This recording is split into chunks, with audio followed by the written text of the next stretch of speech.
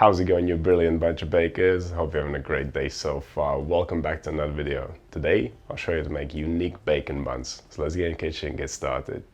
This one is for all my bacon lovers out there.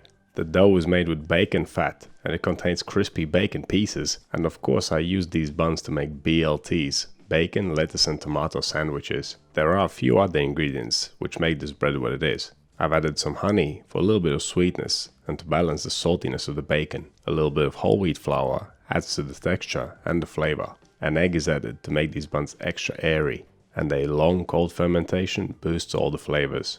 You can of course make these on the same day and ferment them at room temperature. We'll talk about that and some other adjustments later in the video. For now, let's move on to the recipe. Let's look over the ingredients we'll need. The bulk of the dough is made up of white bread flour. We'll also be using some whole wheat bread flour, yeast, salt, honey, an egg, some water, and of course the all-important bacon.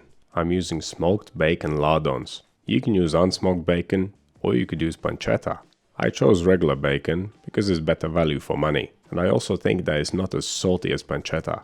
There is one more ingredient that we'll use, and that's another egg. We'll use this for glazing the buns before they go in the oven.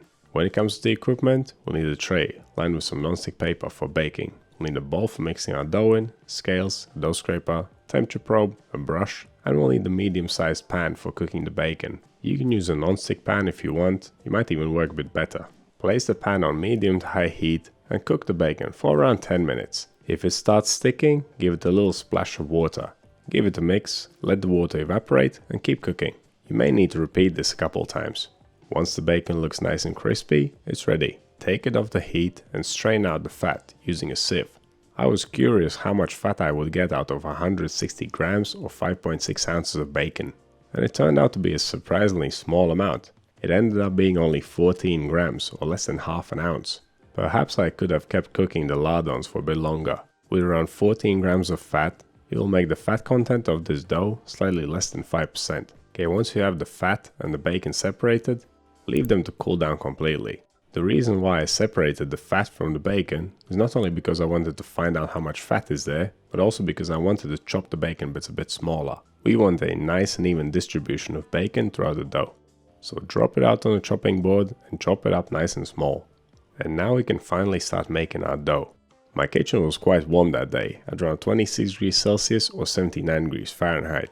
Yet still I decided to use water, which was left sitting out at room temperature, which will bite me later on, but that's fine.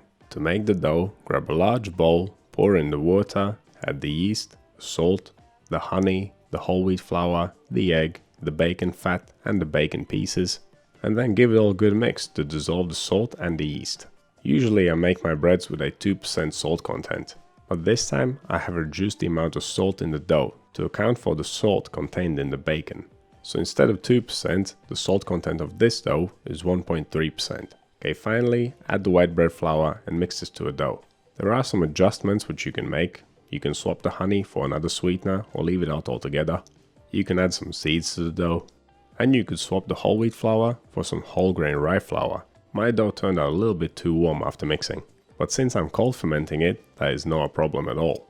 I spoke about this in one of my recent videos, and now I have the perfect opportunity to demonstrate what I was talking about. If I was fermenting this at room temperature, it would ferment super quickly, and it may even overproof.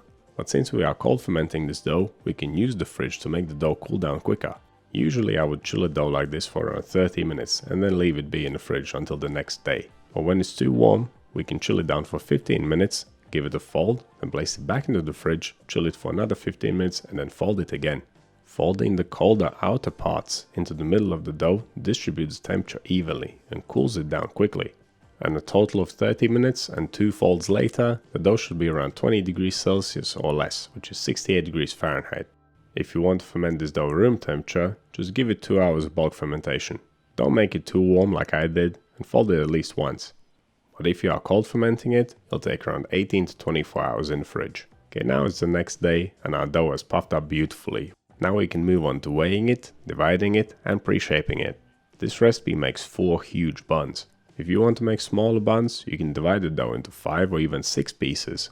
Or you could leave it whole and make a small loaf out of it. You could even roll it out flat, sprinkle it with cheese, then roll it up again and slice it to make cheesy bacon pinwheels. But if you're just making buns like I am, pre-shape them into round balls. Give the dough a little dusting of flour, flatten it out, then fold the edge over the middle, go around in a circle to reach point where you started.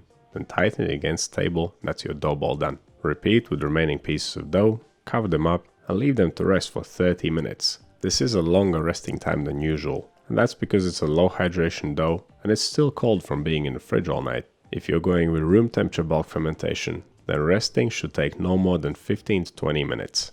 The final shaping works exactly the same as the pre-shaping step. Just fold it over and make a nice tight dough ball. Now if you're not much of a bacon lover, then I'm surprised you're still watching the video, but I have an alternative option I can offer to you, and that is chicken skin. Place it in a dry pan and cook it the same way as I cooked the bacon. Let the fat render out and wait for the skin to become crispy. Then drain it, cool it, chop it up into smaller pieces and use it exactly the same way as I used the bacon in this dough. It will be delicious. And you won't need 160 grams of skin either. Skin is very fatty. You should get a lot more fat out of it. Okay, back to the bacon buns. It's final proofing time. It'll take around an hour to an hour and a half, depending on the temperature of your kitchen.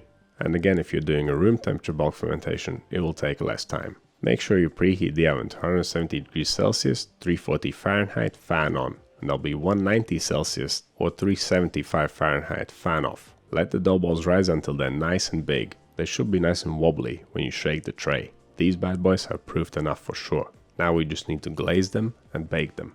Since I'm using a whole leg for glazing this time, I want to get the most out of it. And that is why I decided to use the double glazing technique. So I'll brush the buns once, I'll leave them to dry for 5 minutes, and then I'll brush them again. This will make the crust extra rich. You can also sprinkle some seeds on them before they go in the oven. I decided to leave them plain this time. Okay, let's get these bad boys in for a 25-minute bake. If your oven is a little bit funny like mine is baking things on one side more than on the other, then turn the tray around halfway through the bake to give them a nice even crust. Once they are beautifully golden brown all over, they're ready. And there you go. That's how I make bacon bread. I don't eat bacon very often, but I do like it, and this was definitely a fun project to do. There's only one thing left for this to be complete. I need to make a BLT sandwich with this bread. There are only a few ingredients needed for that. A little bit of mayo, some more bacon, some lettuce, and tomato. This simple combo works so well. I'm not surprised the sandwich is so popular. And made with this bread, it is extra good. In hindsight, I could have toasted the bun, but a severe craving and hunger clouded my judgment. But it's a great sandwich either way. And now this got me thinking of a chicken salad sandwich, made with the crispy chicken skin and chicken fat bread I described earlier. I may need to put that one on my list. If you want me to make a video about it, let me know down in the comments. Okay, before I go, let's look at the texture of this bread one more time. It is so soft and light. I just love seeing the nice even distribution of bacon pieces throughout the crumb. If you're a bacon lover, I'm sure you appreciate this bake.